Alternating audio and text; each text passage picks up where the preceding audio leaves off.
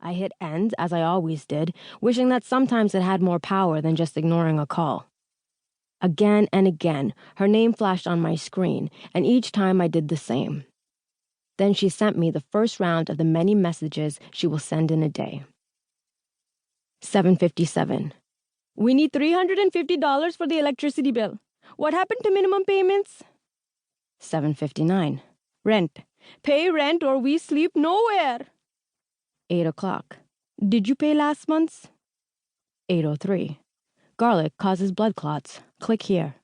See, I told you. 8:03. Don't drive like a crazy today. 8:04. Bye.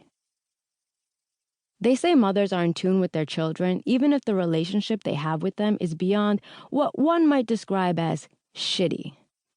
Amma was sure that she knew me inside and out when she couldn't even remember how to function like she used to. Somehow, she believed life was more draining for her than it was for me. Chapter 3. That'll be 23, 25. She must have been 23 herself, and there she was judging me as I glanced at the items on the conveyor one last time. Iced coffee in a can, ginger ale, actual ginger, garlic, onions, cold rub, chilies, Epsom salts, 2 vanilla protein bars, dates, and some chocolate almonds. $23.25. I'd need to either do 2 short rides or 1 in high surge to make the money back. I don't need these, actually.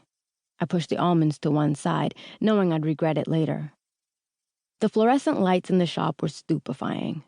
I had noticed in my quick perusal that the organic foods were no longer in a separate section, but now had an aisle to themselves directly opposite the value options. On the left, a can of baked beans for $50. On the right, a can of baked beans for $3.50. Someday I'll buy one just to know what they taste like. If they melt in my mouth without a hint of aluminum, then they will be worth every penny.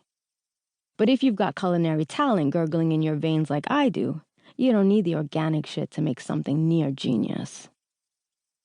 Row upon row behind me was packed full of boxes, bottles, and Tetra Paks colored in wisp of every hue.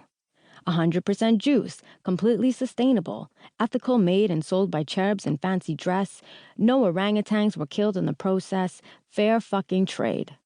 Nothing about any of the exchanges in this hellhole was fair. The city was trying to fool us all. The old woman waiting for her turn behind me smiled while I rummaged through my pockets for another few coins.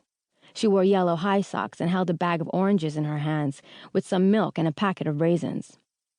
I was beyond any point of embarrassment that would allow me to care what she or the 23-year-old teller thought of my grown self looking for more money in my lint-filled pockets.